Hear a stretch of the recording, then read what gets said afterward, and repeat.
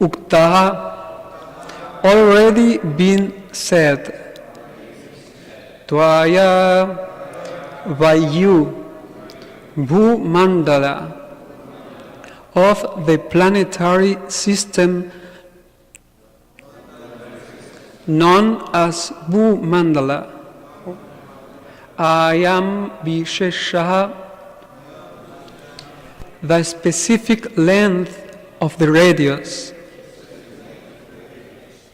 Yavat, as far as Aditya, the sun, Tapati, hits, Yatra, wherever, Cha, also, Asau, that, Jyotisham, of the luminaries, Ganaihi, with hordes, Chandrama, the moon, Va, either, Saha, with, Drishyate, is seen.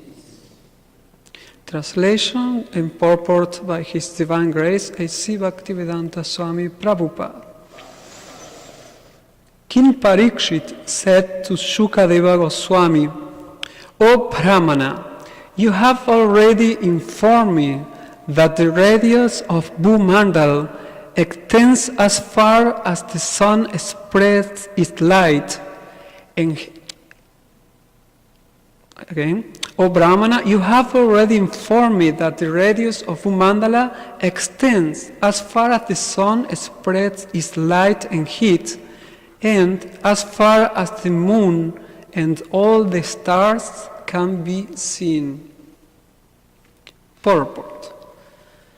In this verse, it is stated that the planetary system known as Bhumandala extends to the limits of the sunshine. According to modern science, the sunshine reaches Earth from a distance of 93 million miles. If we calculate according to this modern information, 93 million miles can be considered the radius of Bhumandal.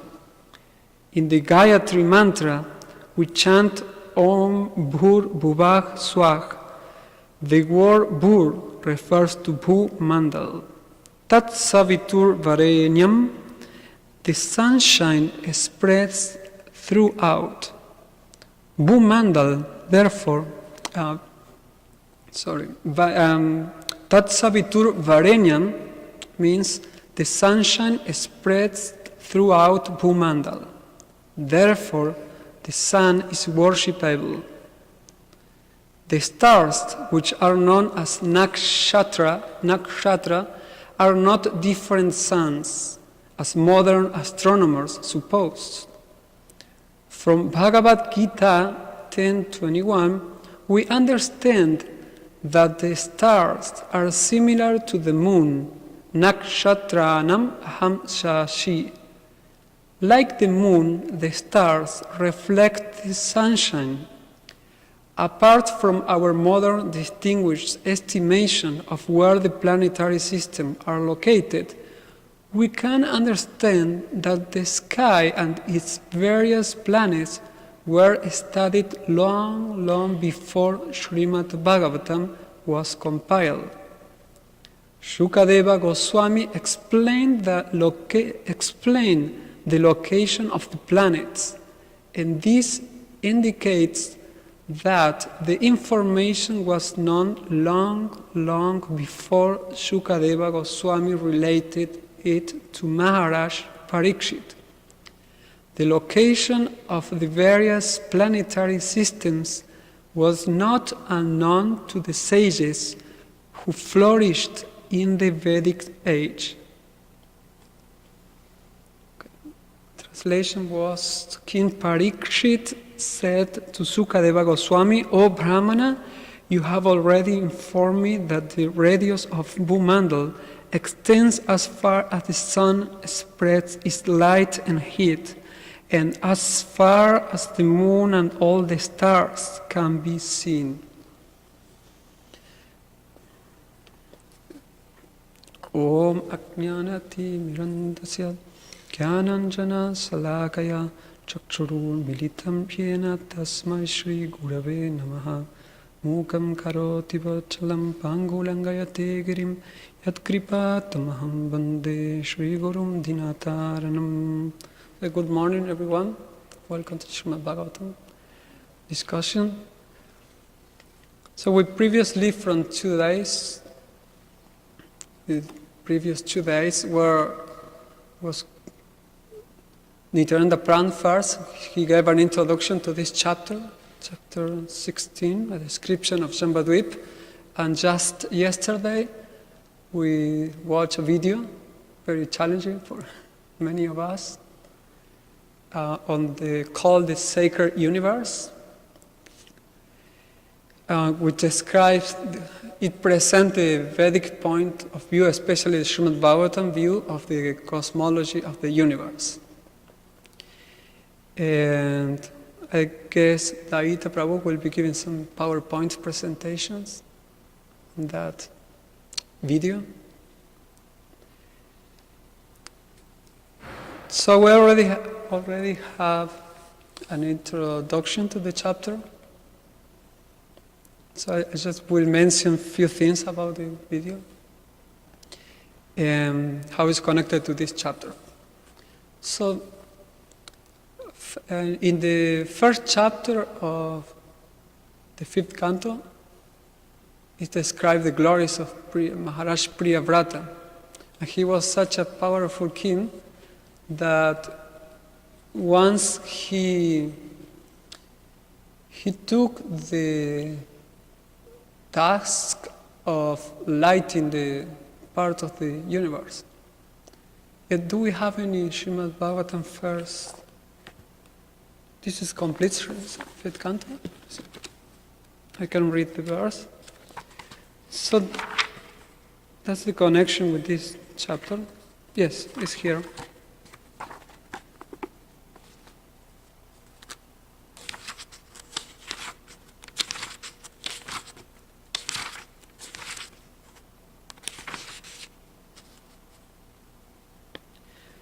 Is explaining that while so excellently ruling the universe, King Priyavrata once became dissatisfied with the circumvallation of the most powerful sun god. Encircling Sumeru hill on his chariot, the sun god illuminates all the surrounding planetary systems. However, when the sun is on the northern side of the hill, the south receives less light, and when the sun is in the south, the north receives less light.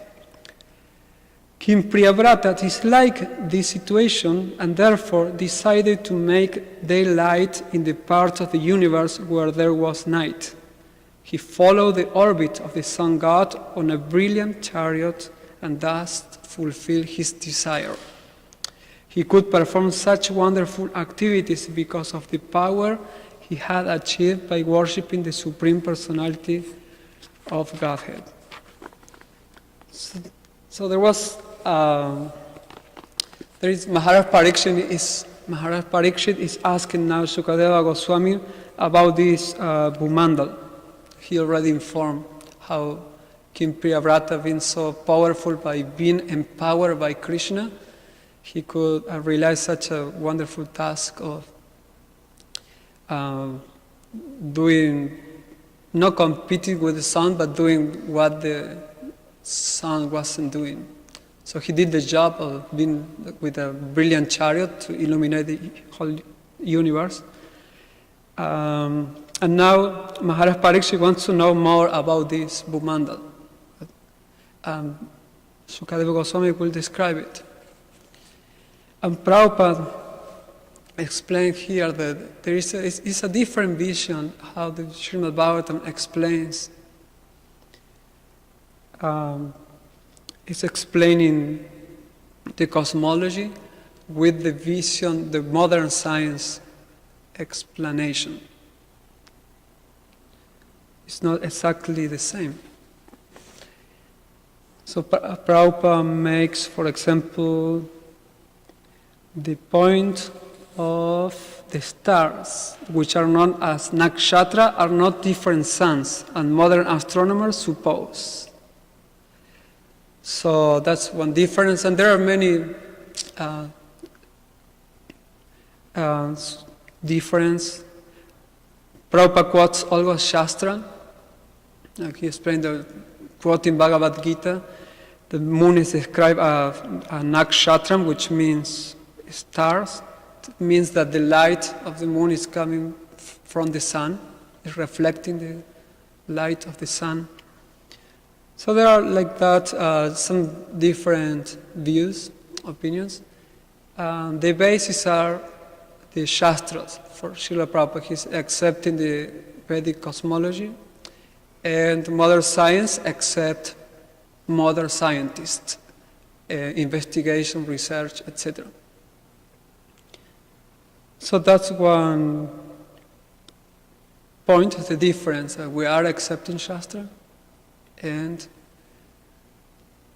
Vedic cosmology, modern cosmology, doesn't follow Shastra, especially in the Middle Ages. It was accepting Bible explanations, Christian scriptures. But then after the Renaissance, I don't know the word exactly how to pronounce, the human beings, advanced, civilized human beings, and began to wonder began to challenge all these old conceptions that religion was imposing to people, and also creating limits on the scientists, etc. So there was a flourish of intelligent people who start trying to observe the world through a telescope, different instruments. From there were coming different speculations about the universe. And from then on, there had been many theories about the universe. They say they have been improving. One way we can understand how they work with theories is I was listening to a lecture from Sankarsana Das Adhikari Maharaj, and he was telling that once he was in some place in Texas in a university or Florida, and he attended a lecture given by a scientist who was a renowned scientist, so many students came to the lecture. And he presented something about holes in the universe, dark holes, a theory about dark holes. So, and after the lecture, he stayed for questions. So many students asked different kind of questions, but Sankarsana Das Adhikari, he raised his hand and he asked if this was a theory or a fact, what he was explaining. And the scientist told him, actually, I think this is a fact.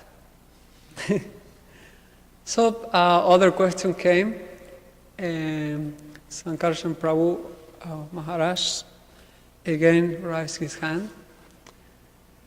I think, I'm trying to remember, he asked this time, what happened if your theory, that he didn't accept as a fact, is being defeated in the future? In other words, what you think that is a fact, it's defeated, means that it's not a fact, and never was a fact. It was as a theory. But this scientist answered, that could be good for the world. That and now he used theory, that my theory will be defeated, because that means progress, that we are progressing. So there lies the difference between Vedic accepting the Vedas and be guided by the scriptures, and the different with modern points of view, which means to progress to find out. Prabhupada called that Aroha and Avaroha Panta, which means descending knowledge and ascending knowledge. So modern science is trying to find out, and Vedics are stating it's like this. So for a person who is accepting the Vedas, doesn't have to go through a lot of research, but he may try to prove what the Vedas are saying and trying to understand, which means philosophical speculation, which is, according to chapter 13 of Bhagavad Gita, is recommended. So we can do a philosophical research and speculation on the Shastras, based on the truth of the Shastras, and trying to find out, like Krishna says, I am the taste of water. So philosophical speculation will be trying to find out how is it that Krishna is the taste of water.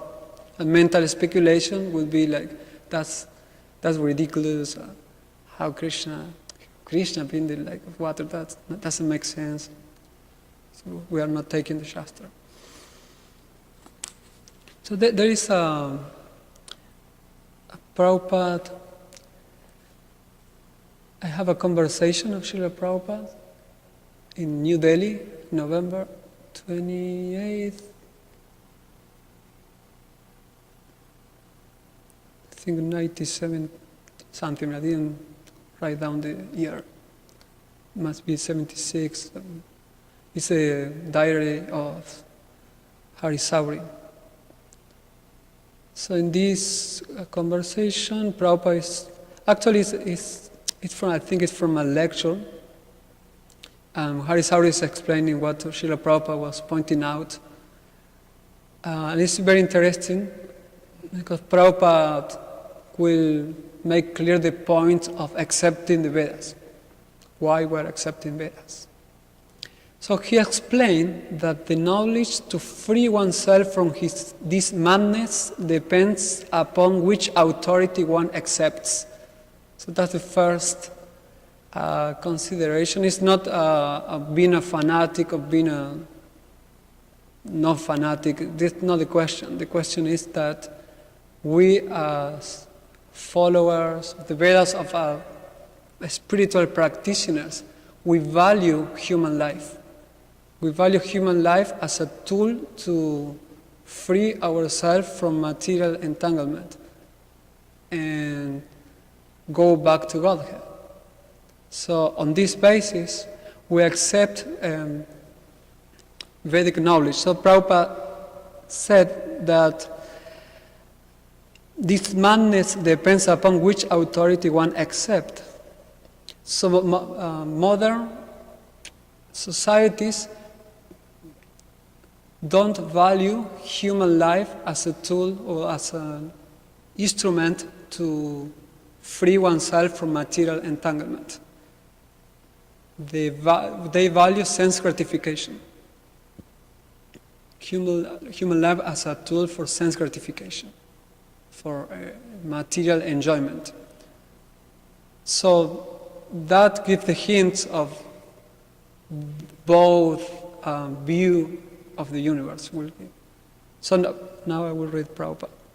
Prabhupada said, one can accept the atheistic views of materialistic scientists which are based on nothing more than mere speculation. Or one may accept Shastric knowledge, which is practical, authoritative, and accepted by all the great thinkers and saintly persons. Challenging those who accept the views of the scientists, Prabhupada cited an example from Shastra that describes the moon as farther away from Earth than the sun. According to the Bhagavatam, it's some 1,600,000 miles higher than the sun. Scientists say that the sun is 93 millions miles away from Earth, the same number that we read in the purport. So scientists say that the sun is 93 million miles away from Earth, he said, which, if we accept, means that the moon is almost 95 million miles distant. So, he asked, how could the astronauts have journeyed there in only 4 days? How they could go to the moon in 4 days? You may say that you have not practically experimented, but what you have experimented, you also hear from others. You believe that they have gone to the moon planet. You have not gone. You have heard from somebody in the newspaper. That's all. That is your authority. So, if you can believe in the newspaper, then I cannot believe in Shastra? It is a different source of knowledge. But one takes one source, another takes another source. Our source of knowledge is Krishna or Krishna's disciples. This is the source of knowledge, Avaroha Panta, knowledge coming from higher authorities. So Prabhupada gave a concise conclusion, frankly telling his sophisticated and somewhat westernized audience what the real business in life is. You have to accept this process of austerity by which you purify your existence. Then you will get deathless life eternal. This is science. This Bhagavat literature, this Vedic literature is giving you information how you can revive your original eternal life. That is the business of human life, not to become mad like hogs, and that is the business of that is the business of human life, not to become mad like hogs and dogs and simply work very hard. Where is a stool and eat and get some strength and then enjoy senses. This is not life. In the human form of life, if we do not purify our existence, if we do not realize God, if we do not understand what is my relationship with God, then we are simply wasting time living like cats and dogs. These things should be stopped. And our Krishna consciousness movement is meant for stopping this rascal civilization and giving you life. Thank you very much. That's Srila Prabhupada. So there are two different ways of acquiring knowledge, especially in this context on Vedic, on cosmology. And Prabhupada is making the point of accepting Vedas, because Vedas will free us from material life. But if we accept other points of view, we also have to change our values, because the view of the Vedas are directed to help the conditioned soul to purify themselves and get free and approach Krishna. But other points of view, which are materialistic, are meant for, according to transcendentalists, is opposing his values. So the result will be another. That result is described in Srimad Bhagavad Gita, in the chapter 16, in this way.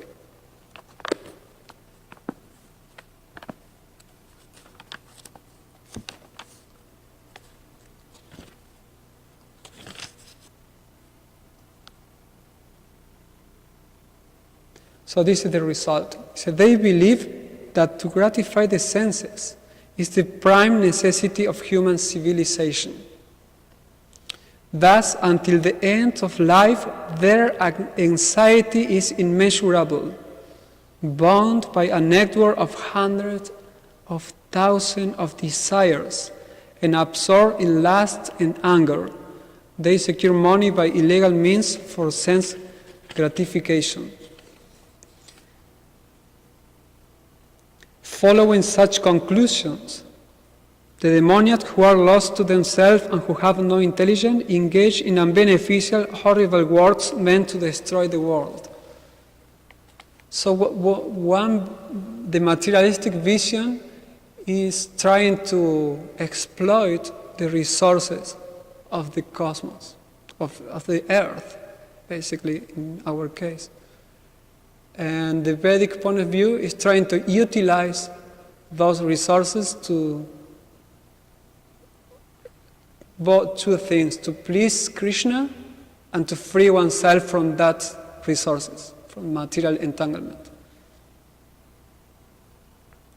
And the result of utilizing everything for Krishna, of being the universe as sacred, being the earth, everything that counts for Krishna is sacred. That vision will fulfill the goal of human life. And the opposite vision of seeing this world as a tool to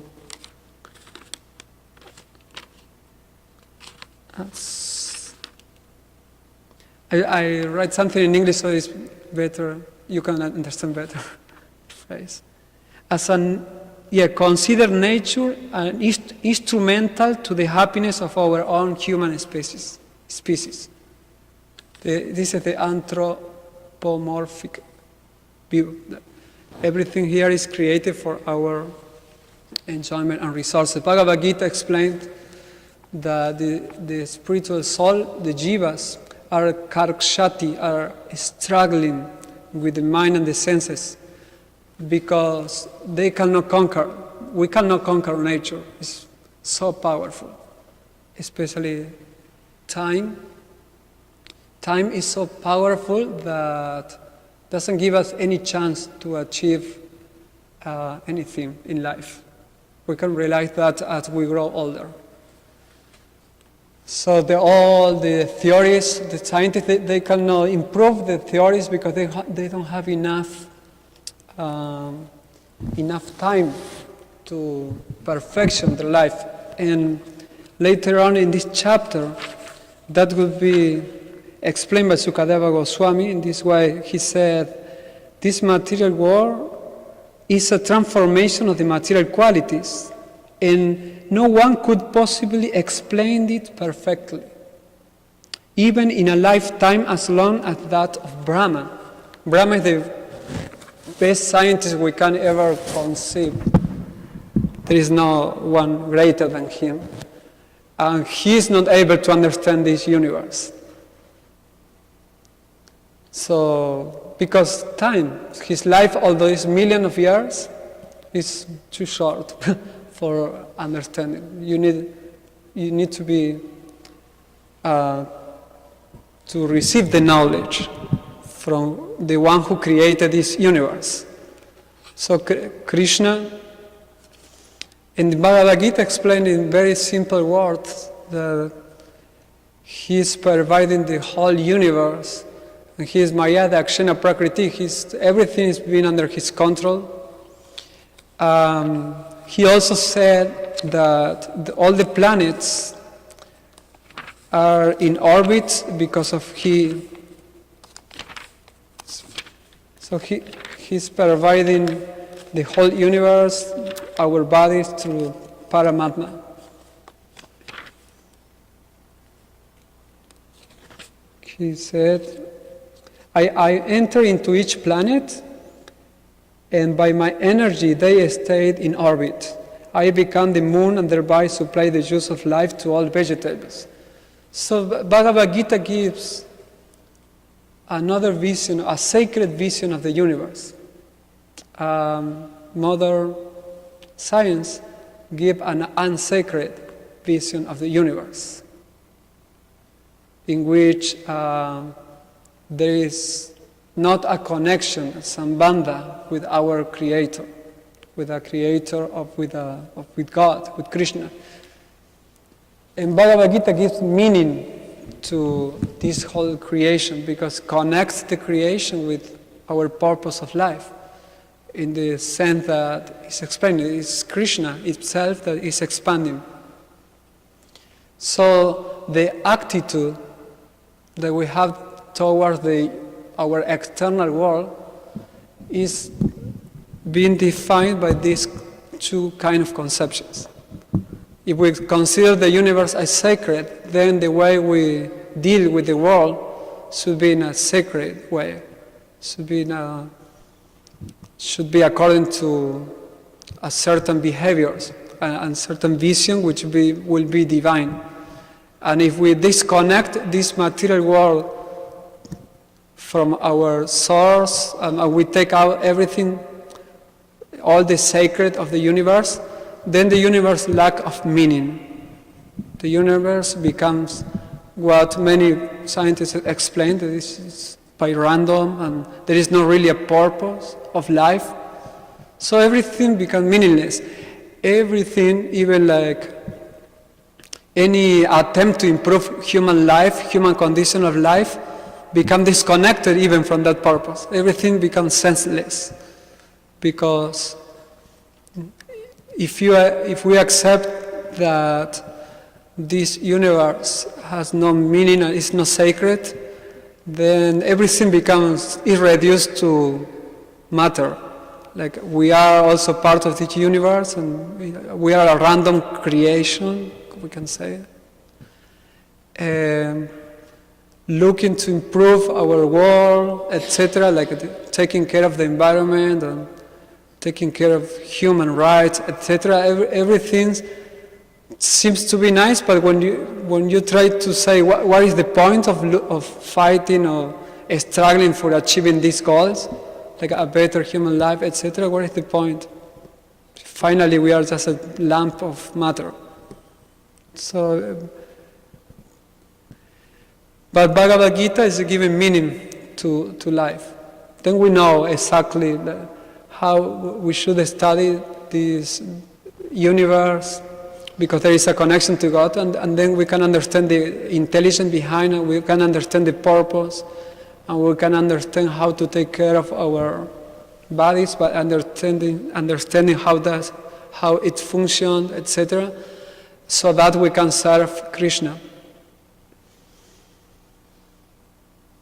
So that's my point. There is a sacred universe that you can choose, and there is an unsacred universe that you can choose. And according to what you choose, you have to follow according. You have to live according to what you believe, you accept. So if you accept a sacred universe, then have a sacred life. And then if you accept a universe disconnected from anything that is divine, then you can have a life that is not divine. Like Bhagavad Gita explained, conception which is called asura or demonic. And there will be unlimited desires that will pump out, and frustrations and defeat. All attempts will be defeated, moksha, because the material energy will defeat all your attempts to conquer the unconquerable matter. So is there any questions or comments?